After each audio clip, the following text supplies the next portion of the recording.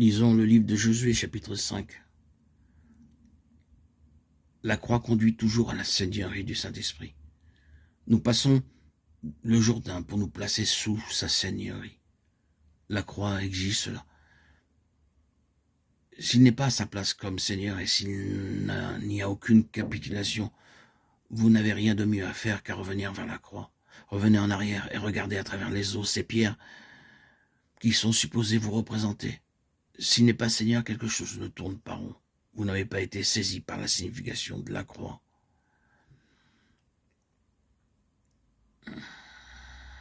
Ici, dans son interprétation spirituelle, la croix est réellement un fait établi. Bien qu'il y ait les défauts et les faiblesses inhérentes à notre condition humaine, et cela s'est manifesté dans la vie de Josué. Cependant, en ce qui concerne nos cœurs et nos esprits, la croix nous a brisés, ouvrant une voie pour le Saint-Esprit. La croix signifie que la voie de la seigneurie de l'Esprit est ouverte. Et par la seigneurie de l'Esprit, la voie de la plénitude céleste est ouverte.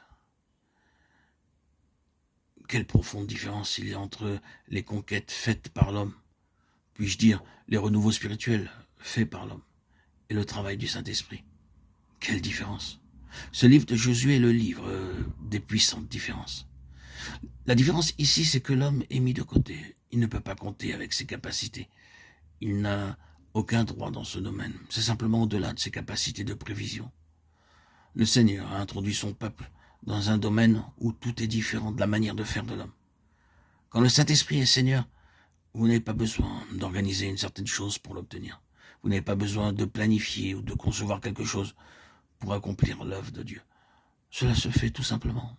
C'est la manière d'agir céleste. Et cela nécessite que vous voyez dans cette position, que vous y soyez. Cela implique d'être sous le gouvernement absolu du Saint-Esprit. Dans chaque activité faite par l'homme, il y a toujours la touche du terrestre. Moyen, méthode ou personne, tout un attirail pour garantir sa réussite. Et la chose se fait avec beaucoup de bruit et parfois beaucoup de grincement.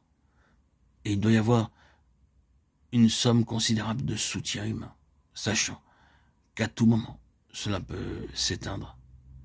Si vous ne l'alimentez pas sans cesse, et assurément, cela s'effondrera si vous ne le faites pas. Il n'en est jamais ainsi dans une œuvre de l'esprit.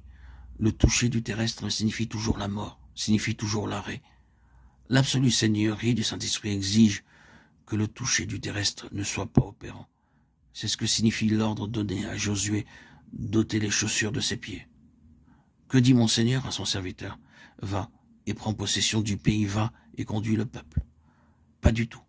Sors tes souliers, enlève tes souliers, Josué, et tout le reste suivra. Détruisez le toucher de la terre et voyez ce qui arrivera. Vous devrez seulement marcher autour de Jéricho. Ce n'est pas ainsi que les hommes feraient, n'est-ce pas? Pensons à la campagne immense qui aurait été organisée pour prendre Jéricho, si cela avait été laissé à l'initiative des hommes. Non. Ôte tes souliers et vois ce qui va arriver. Si vous prolongez cette interprétation, considérez ce qui est arrivé quand ils ont remis leurs souliers. Un peu plus tard, que s'est-il passé à Haï? Que s'est-il passé avec les Gabaonites? Ils avaient gardé leurs souliers, ils touchaient la terre, avec pour résultat l'arrêt, les compromis, les limitations. Enlevez vos souliers et gardez-vous de les remettre. Le principe du céleste, c'est le principe du Saint-Esprit en mouvement. C'est le principe de la plénitude spirituelle. Ôte tes souliers de tes pieds, car le lieu sur lequel tu te tiens est saint. Vous n'avez aucune place ici. La terre n'a aucune place ici. Le monde n'a aucune place ici. Les hommes n'ont aucune place ici. C'est sacré et sanctifié pour le ciel. À partir de là, le ciel prend l'initiative. Oui, même à l'égard du grand instrument levé pour le service du Seigneur, le ciel prend le dessus. La souveraineté dans le choix d'un instrument ne signifie jamais que cette souveraineté laisse la place aux capacités de l'homme. Dieu ne trouve jamais d'excuse pour l'instrument. Cela concerne aussi bien Josué qu'Israël.